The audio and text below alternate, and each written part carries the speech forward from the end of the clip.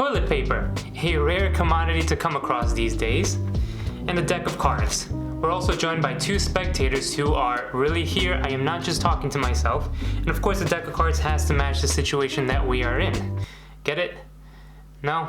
Alright. So the spectator will go ahead and choose a card. So the first spectator goes ahead and touches one. Let's say the Queen of Hearts. You happy with that card? Yes. Do you want to change your mind? No.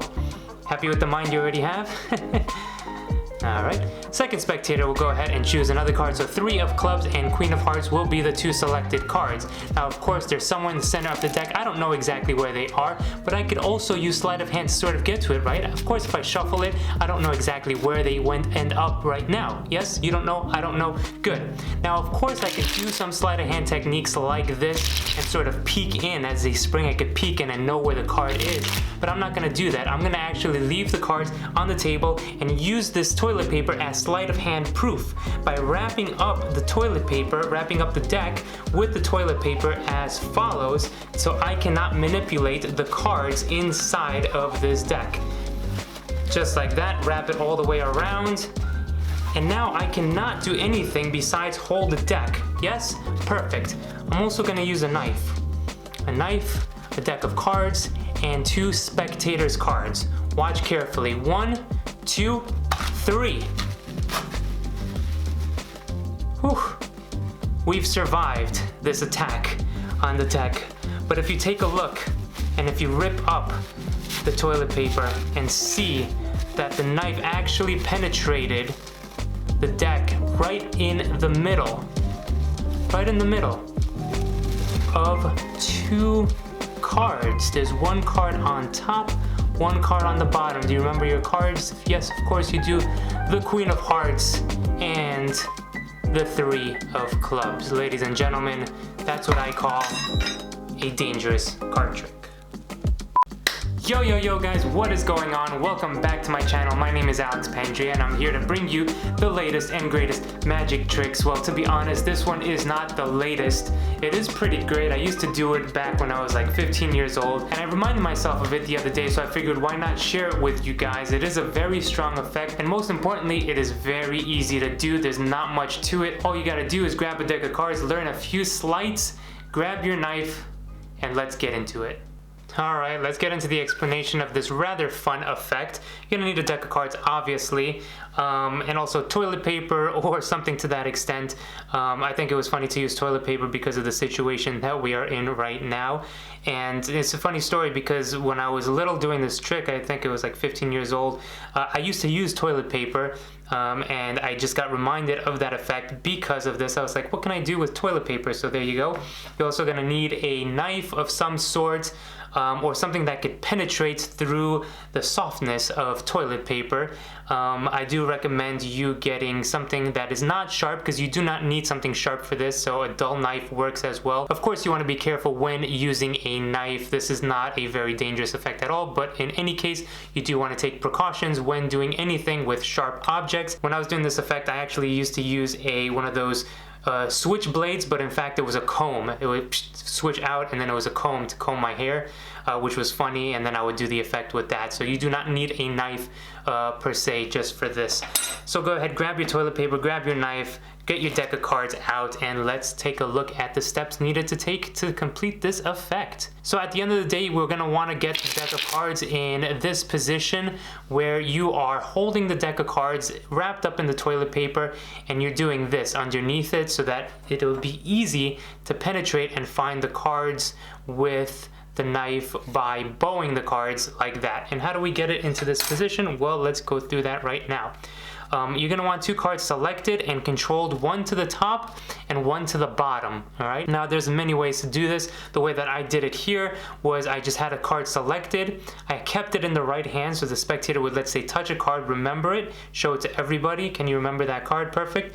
And you, sir, go ahead, grab a card as well, and they grab the next card over here. So this is just the easy way to do it, by taking 2 cards. Of course you could give out the 2 cards like this, and when you have them bring it back, you go ahead, you take the 1 card card, show it again to everybody, repositioning that card like that in the right hand, and then the second card gets put back into the left hand in this position, and now you can close up and I get a break in between the two cards, okay? So I get a little pinky break in between the first card, which is above the break, and below the break is the second card. So far so good, perfect. Now you can do any sort of shift at this point to get the cards to just cut, right? You just cut the deck. So if you cut the deck, then one card will be on top and one card will be on the bottom. Simple as that. You can do a pass, you could do any shift at that point, or you can just literally cut the deck and say, because of the pattern, it's going to make sense. You can say, I can manipulate the cards by cutting them and bringing them to sort of where I want to, right? If this is the pattern that you want to use. You could also shuffle the deck, and what I'm going to do at this point is as I shuffle, I'm going to keep the cards one on top, one on the bottom. So if you remember the two selections, 5 of spades and 8 of hearts, while I shuffle, I can keep the cards in that exact same positioning by doing the following. So you're going to hold the deck like that. I'm going to strip out everything except the top and bottom cards while I overhand shuffle. So strip out everything like that. Come here and now start shuffling the cards, leaving the two cards, the selected cards, on the bottom, okay? Just like that. All right, so if we have the cards now on the bottom, logic would say that if it's easier for you to control the cards to begin with at the bottom, you can obviously do this, because the next step now in the shuffle will bring one of the cards back on top and subsequently have one card on top, one card on the bottom. So now the second step of the shuffle is to do the exact same thing as you did the first time, but you're holding back. Well, what's going to happen is you're holding back the bottom card of it, which is one of the selected cards, and now at the same time of doing that, right, so you're doing the same thing, top and bottom cards go here, shuffle it off, but now you're going to shuffle, shuffle, shuffle until you have a few cards left, and now run the cards so that that one card is ran back from the bottom to the top, and you've completed the cycle. All right, so once again, two cards, just like that.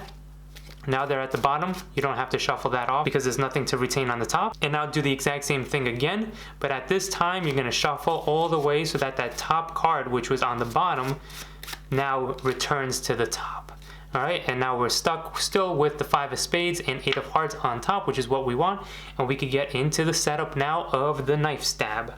So for the setup of the knife stab is as follows. In your pattern, you're gonna wanna make it seem like, look, you could manipulate the cards. And while you say this, you give it a nice spring, okay? You give it a nice spring to bend the cards this way. All right, so you're gonna bend it down by putting pressure, and you do put a lot of pressure. You don't need a lot of pressure. It's gonna depend really also on what you're using you don't wanna wrap it too tight, but you don't want a lot. I'm gonna do it a lot to exaggerate in this video, just so you can understand. But you wanna put pressure like that, and as you go to grab the toilet paper, you just cut the deck, and as you cut the deck, you put pressure with the first finger, and now bow it the other way as you cut, and leave the cards on the table. And what that's gonna do is make the deck in this situation where you can squeeze, and it creates a nice little space in the middle right there, okay? But this is not gonna be shown to the spectators, and again, this is a little exaggerated. Maybe you want it like that, but just enough so that when you do squeeze it, that happens. Okay, so this gets placed onto the table, sight unseen. You don't want to make sure that if you are bending too much, that people don't see it from the side, because that'll give away obviously the method. You shuffled up the cards, you did a little fancy sleight of hand and press them. And now you're gonna say, look, I'm gonna make it sleight of hand proof. You know, one of the pattern lines that I use is while I spring, I kind of look through the cards. So you could use this as an excuse that you're gonna use sleight of hand proof, but also so you don't see where the cards are, all right? Whatever you wanna make up at this point. Again, this is a fun trick. You don't have to take it too seriously.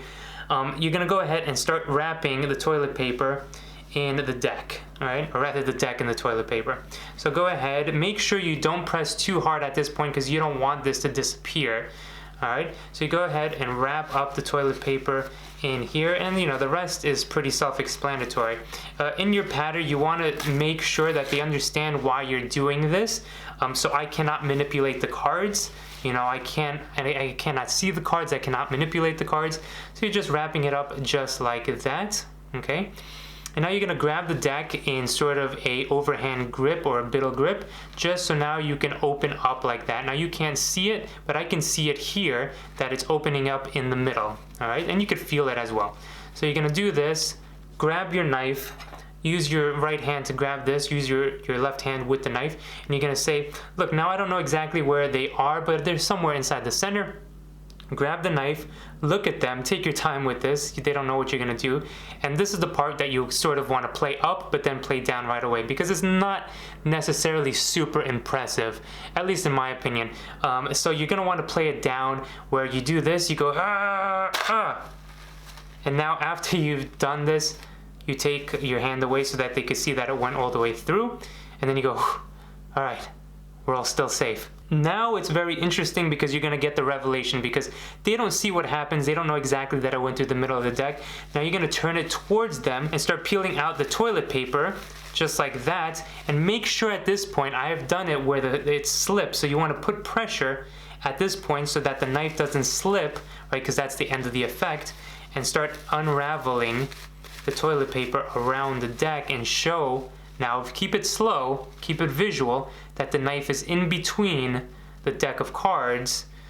Go ahead, take out the toilet paper like that, and now for the finale, at this point, you don't want to make it, because sometimes, sometimes the knife will fall, the deck will fall. You want to be firm with it, be careful at this part.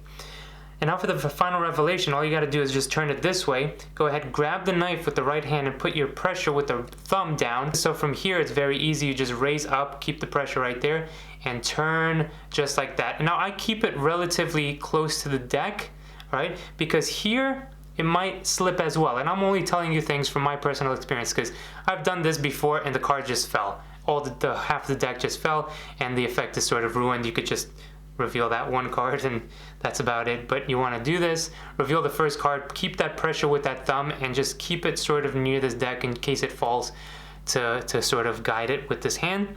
But you've done this. That was the first spectator's card. Now I turn over the card in the left hand with the knife. Nice little revelation right there. Boom, boom, and you have a nice visual for the end of the effect. You have a nice little cute effect. And that's all really that you need to know. It's a simple, fun effect, and yeah, hope you have fun with it. Don't stab your spectators at the end, and you should be good to go. Alright guys, there you have it. That was the video. Hope you enjoyed it. Now the whole point of this trick is to make it dramatic and to make it seem like, it is not dangerous in itself, but to make it seem like something will happen. At the end of the day, it's more of a cute sort of trick. It's not meant to be super serious. You're just taking the knife and you're putting it through as if it were a dramatic moment, but once you do it, you kind of go, okay, everything is fine, and make a joke out of it so they don't look at you like you're crazy. Because if you take this, especially things like this, too seriously, then the audience will sort of get the wrong idea. Is he being serious? It instills an awkwardness in the audience that you never want to put on them. So take this as light as possible, really have fun with it, and enjoy it. Guys, if you enjoyed this content, it would mean so much to me if you just hit that like button. That's all I ask of you. Share this content if you can. And other than that, thank you so much for stopping by, and we'll see you on the next video. Peace.